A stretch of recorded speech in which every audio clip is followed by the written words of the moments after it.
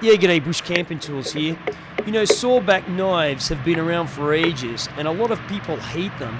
So I thought I'd give some feedback after owning one for 4 years and also try and dispel a lot of myths about them as well. Okay, so this knife is from FKMD, which stands for Fox Knives Military Division. Now, I'm going to say right off the name of this knife and the division from Fox Knives and where it comes should say that it's not intended as a bushcraft or an outdoors knife. It's intended primarily for military use. It comes with a wire cutting attachment on the scabbard. It's an extremely strong MOLLE compatible scabbard made out of fiber reinforced nylon. And that makes it heavy. It's a heavy scabbard. It's a very strong scabbard. It's got to be strong because you're using part of the scabbard with this knife to be able to cut barbed wire and other similarly gauged wires, and probably up to about twice the gauge thickness of barbed wire I've cut with it without a problem.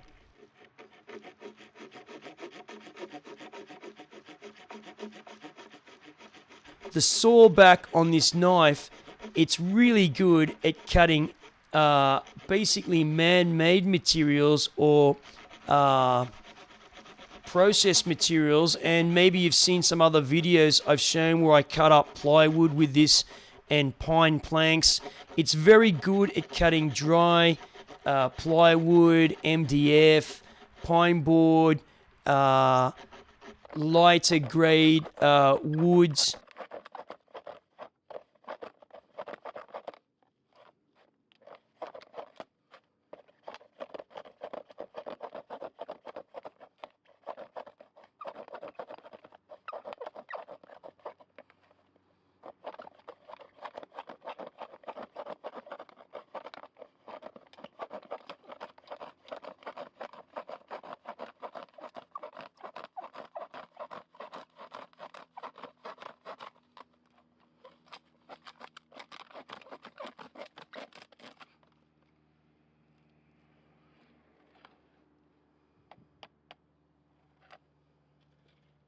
That's hardwood.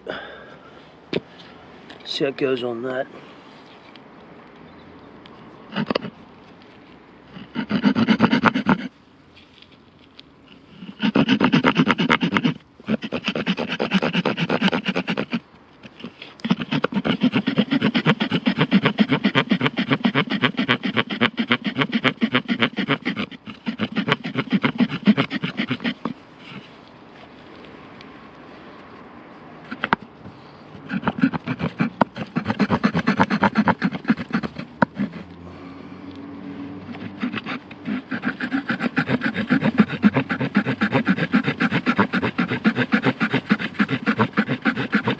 So remember, if you didn't have a saw, obviously a saw is going to go through it, but I haven't got a saw.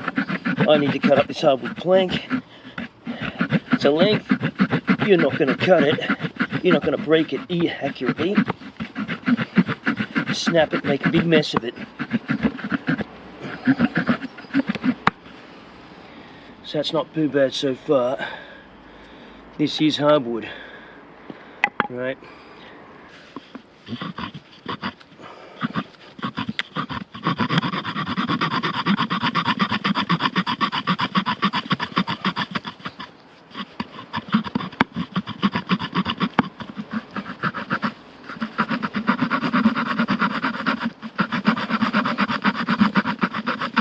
It's a bit difficult because I've only got a short piece here, like that.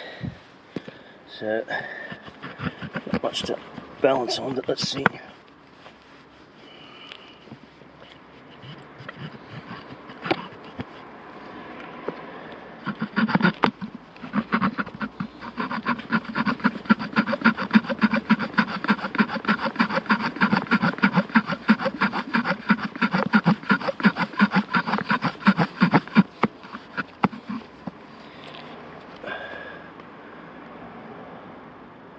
Good ways through it already.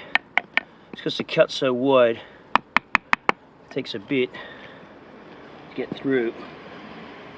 Anyway,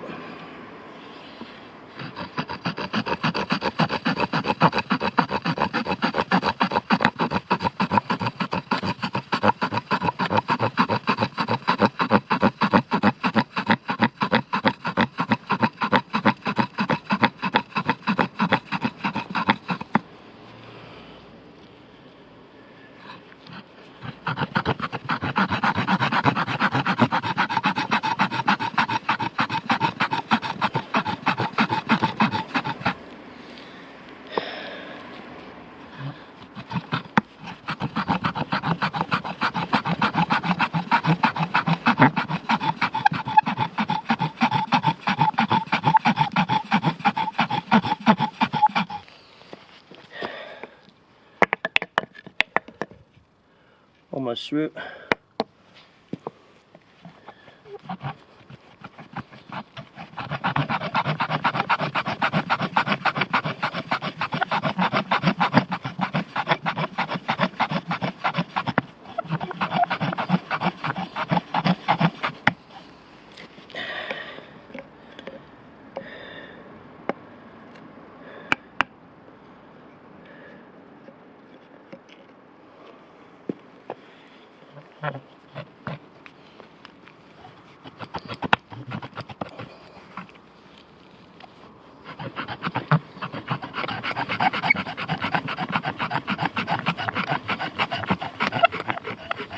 There you go. So that's damn hardwood, that. So unless you've got a proper saw, you're not going to go for it fast, and your proper saw is going to have to be really sharp. It's a few minutes.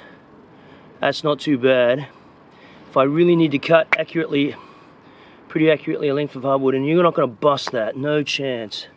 You're going to snap that off. That might have to be made to be fitting into something, whatever, repair, you know. So bit of driftwood, yeah.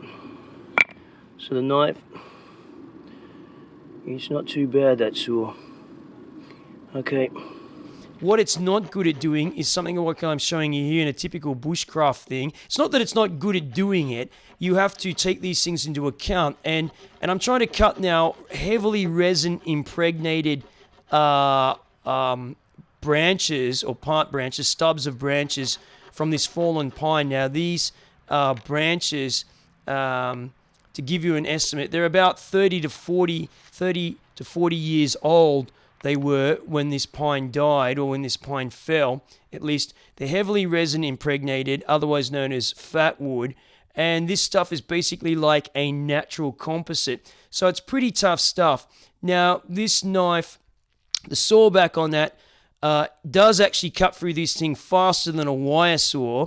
That's for sure. It's not as fast as a kind of pocket chainsaw type device where you've got these... basically, it's a bidirectional chainsaw blade, so it won't cut as fast as those, but it will cut faster than a wire saw for this particular material, for resin impregnated pine. Now, why is this type of saw, this military knife, not so good for this? And the reason is because if you're cutting green wood, with lots of sap in it, obviously, or resin impregnated wood, the type of saw design, it doesn't clear that material very well. So you've got to tap it out to get rid of it in order to, you know, keep the efficiency of the saw working.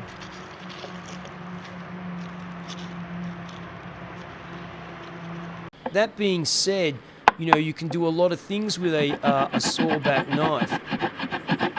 And what I mean by a lot of things is you can do a lot of bushcraft things with it if you know how to use that sawback knife. Like, you know, it's great for notching. It's much faster than notching. It's much safer at notching than just using a blade alone, that's for sure.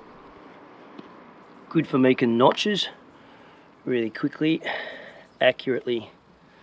You can even...